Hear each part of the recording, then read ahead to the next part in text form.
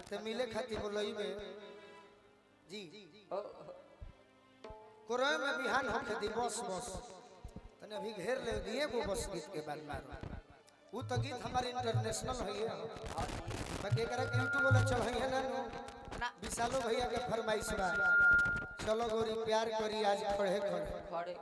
फुटुओ छे कुछ कहबे करब हमरा के बस बसु है होता हां दिखाई जख्म भी है लड़की कहतिया डीके डीजे कंचनपुर राजा टेंट हाउस पेरौटा की तरफ से कहते कि सुना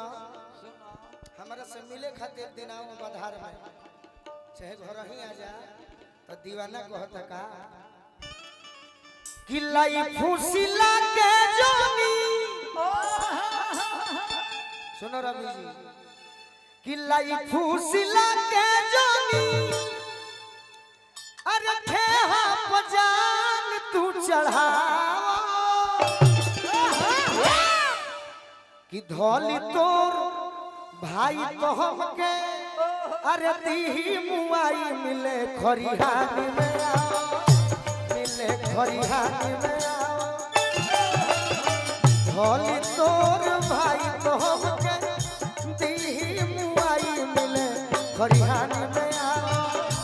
मिले खरिहानी में आओ लाई खुशी लगे जोनी खेहा पजान तू चढ़ा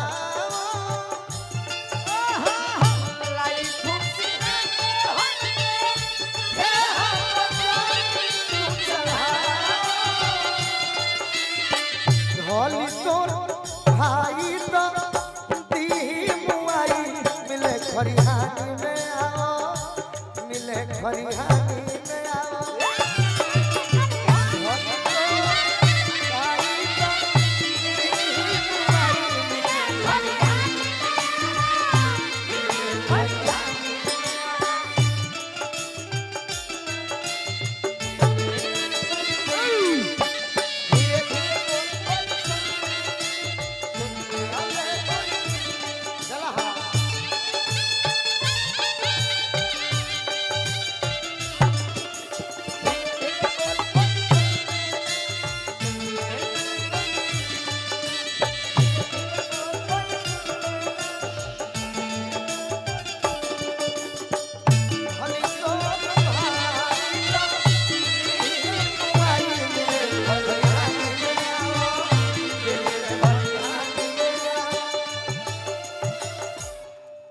बस कम समय में खत्म करो तनी है गीत ओकरा बाद विश्वामित्र भैया वाला सुनावे के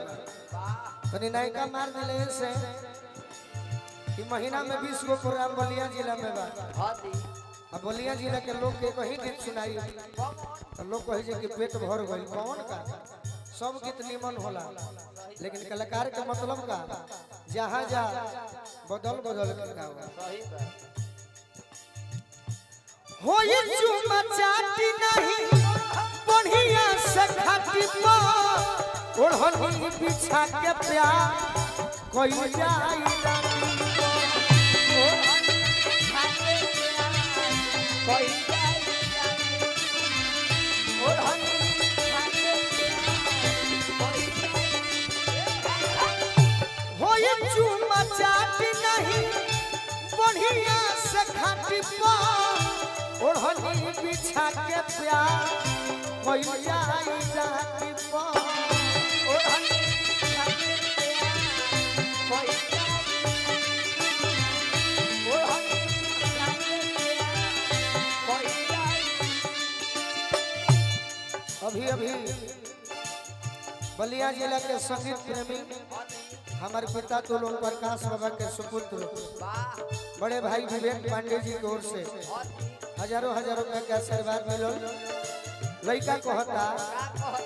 बोलाइए के घरवा जोनी ए शिवानी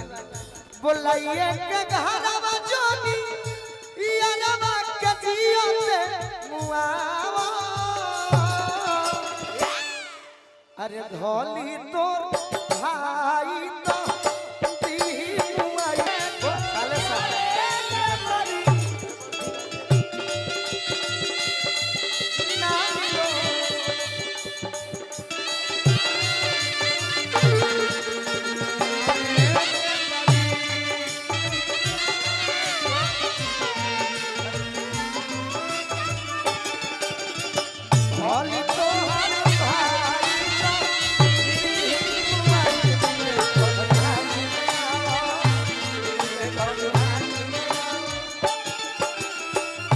हमरा अक्षय नाथ राय जी के साले साहब की ओर से आशीर्वाद मिलल, विशाल भैया दरोगा जी की ओर से। और का एक लाइन ए रवि जी, चैत महीना में प्यार को है तोरा जखमी जितेंद्र जवानी जो है कोरस जखमी जितेंद्र जवानी जो है जखमी जितेंद्र जवानी जो है कोरस मारे खाती मजायो गोलू राजा के जोनी तू फसावा मारे खाती मजा गोरी गोलुआ के जोनी तू फसावा कि धोली तोर भाई तो अरे दीही मुआई मिले खरिहान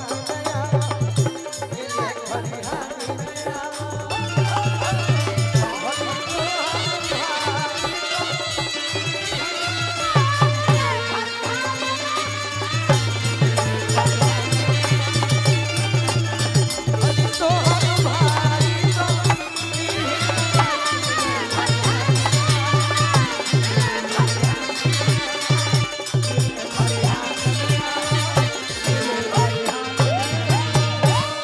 पीछे तक